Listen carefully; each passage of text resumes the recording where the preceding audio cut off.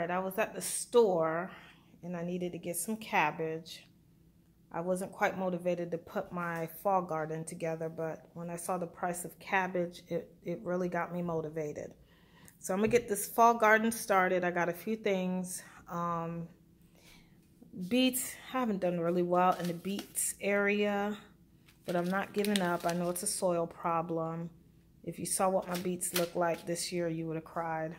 But I'm gonna get some planted up. A lot of these are from Baker Creek. I've done this variety in the past. My carrots did awesome this year, so I'm thrilled about that. They all overwintered, so I'm gonna get them started. Radishes are easy to get up and going. I'm gonna wait another month to get the radishes and the carrots going. So it'd be more like towards the end of September. Our days are still pretty hot. Peas, you know, I can't wait to get them going. They did well this year. These are the different varieties of peas I'm gonna get going. I'm gonna plant. And this is one of my favorite.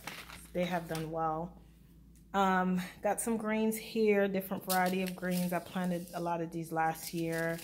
Collard greens, early Jersey, cabbage, mustard greens. So looking forward to doing them again. I did some seed saving this year. This is the Casper kale. I believe it's from Baker Creek. So I saved the seeds in here. Just some green leafy lettuce.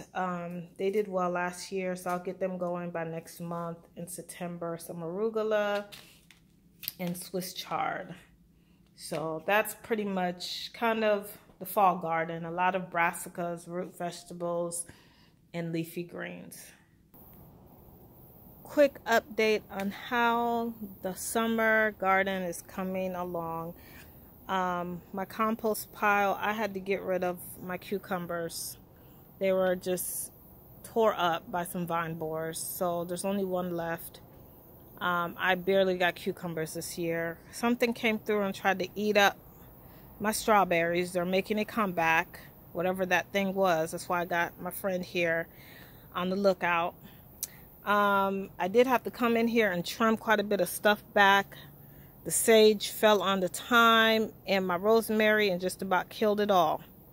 Okay, I had to go down to Lowe's and get me some more thyme. Okay, but that's what's going on with the herbs. Let's see here. I pulled out quite a bit of my winter squash that was grown in here. Lots of peppers that are still producing, as you can see in the green stalk. I stuck some beans in here and I'm getting some beans. The kids' garden is still hanging in there. More peppers. Most of this is peppers and some brassicas that I planted. And I got some kale plants. I picked those up at Lowe's. I was at Lowe's, so I grabbed a few items. Again, back here around the corner. Still got, you know, my dinosaur kale still producing. They still look good. I'm still eating off of them. Lots of peppers here. I'm excited about that. I pulled this pepper plant out from down in the garden bed, stuck it in here. It was just really struggling, and the shade is doing much better. Losing quite a bit of my tomato plants. I mean, it's just the end of the season. It's so hot. There's a lot of blight damage going on. Some of them are still producing fruit, so, you know, I still got them going. The peppers back here are doing great. Still got my kale. This was a great spot to put them in. I've been able to eat out of them. The bugs have stayed off of them for the most part. This is, my son loves these Aunt Molly ground cherry tomatoes. Again, these tomato plants have been around since, I want to say April, maybe a little bit longer. So they're kind of at the end of their, you know, production in life. This is one that was a little bit slow coming around, so it's got lots of fruits on it. He just loves the Aunt Molly ground cherry tomatoes, and they're everywhere. My watercress decided to make its comeback now, even though it's still hot, so we'll see. Like I said, some of my tomatoes are still producing, but as you can see, there's quite a bit of like damage. I mean, You know, I don't know how much longer I'll have them. The peppers are still in the show here. And my climbing bulging onion is also still in the show. Lots of peppers. I had some beans in here. My beans did finally start producing quite a bit. It is dying down, which is kind of expected, but I'm gonna get in here and pick some of these beans, and that's probably what we'll have for dinner. This plant never did well. I'm assuming it had some type of virus on it. It's one of my pepper plants. It just never really did well. It has just struggled, but this one next to it has done much better. It's got quite a bit of fruit on it, and again, we still have a long growing season, so the peppers are still producing.